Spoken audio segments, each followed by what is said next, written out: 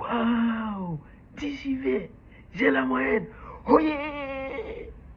Mais pourquoi pas 12 suivants, 14 suivants, ou même 16 suivants? Vous devez viser l'excellence. Selon le dictionnaire Larousse, l'excellence est le degré éminent de qualité, de valeur de quelqu'un, de quelque chose dans son genre. Autrement dit, l'excellence est la plus haute qualité d'une chose ou de valeur d'une personne. Lorsque vous cherchez à atteindre le niveau le plus élevé de qualité dans tout ce que vous faites, vous attirez les bénédictions de Dieu. Ah oui, lisons Proverbes chapitre 22, verset 29, la Bible en français courant. Regarde l'homme qui fait bien son métier, il pourra offrir ses services aux rois eux-mêmes, au lieu de rester un obscur ouvrier. Amen. Soyez donc le ou la meilleure dans tout ce que vous faites. Le meilleur père, la meilleure mère, le meilleur enseignant, le meilleur élève ou étudiant, le meilleur en tout. C'est-à-dire même la meilleure fille, le meilleur fils, ainsi de suite, ainsi de suite. Le meilleur traducteur, le meilleur interprète, ainsi de suite, ainsi de suite. Vivez votre vie de manière à ce que les gens louent Dieu et son Église à cause de vous, comme le dit Galates chapitre 1, verset 24. Efforcez-vous donc à être un exemple de Christ partout où vous vous trouvez. Quelles sont les bénédictions d'une vie d'excellence? Pour les salariés, il y a la promotion dans son travail, il y a l'augmentation de salaire. Pour les entrepreneurs, commerçants ou commerçantes, vous aurez beaucoup de clients, de nouveaux contrats. Les élèves et étudiants auront des opportunités de hautes études et les bourses d'études.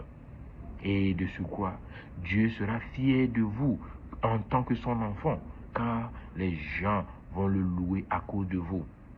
Alors, comment développer la culture de l'excellence? D'abord, entourez-vous de gens qui vous inspirent à faire des choses avec excellence. Suivez des pages enrichissantes sur les réseaux sociaux. Suivez les émissions informatives à la télé, etc., etc. Aussi, cherchez toujours à apprendre quelque chose de nouveau.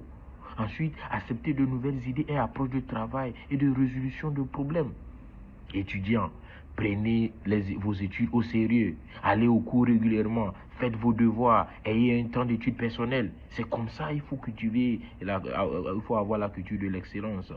Approfondissez vos compétences dans votre domaine d'activité. Et aussi, restez connecté à Dieu par la lecture de la Bible, le jeûne, la prière. Soyez au culte régulièrement. Prenez part aux activités d'église. C'est très important parce que beaucoup d'idées d'excellence sont parvenues aux gens lorsqu'ils étaient en méditation, lorsqu'ils étaient en prière. C'est Dieu lui-même qui donne ces genres d'idées-là. Donc vous devez prendre cela au sérieux. Quels sont les types d'excellence? Il y a la créativité, c'est-à-dire inventer de nouveaux outils ou logiciels, etc. pour résoudre les problèmes. Exemple, Facebook et WhatsApp ont été créés quand on postait les lettres à ses amis et à ses proches. Il y a aussi l'innovation. Trouver de nouveaux moyens de faire les choses. Utiliser l'ordinateur au lieu de la machine à écrire, par exemple. Il y a l'efficacité. Obtenir le maximum de résultats avec le minimum d'efforts ou de dépenses. On peut faire le même travail à un peu de temps ou à moindre coût. C'est de ça qu'on parle. Il y a l'efficience. Avoir le bon résultat, atteindre l'objectif ou résoudre le problème qu'on a sous la main. Donc, d'autres types d'excellence qu'on peut facilement cultiver, c'est quoi? Être propre, s'habiller proprement, se coiffer proprement, tout ça. Bien ranger ses affaires, tout ça fait partie de la culture de l'excellence. Être à l'heure aussi fait partie. Être à l'heure, arriver au service ou au rendez-vous à l'heure, livrer les produits, les services à l'heure, tout ça, ce sont des marques d'excellence. Et aussi, dernièrement, exécuter les tâches sans erreur. Le client vous demande quelque chose, vous exécutez comme cela a été demandé. C'est aussi une façon de cultiver l'excellence. Maintenant, je vais vous laisser sur cette citation de Martin Luther King.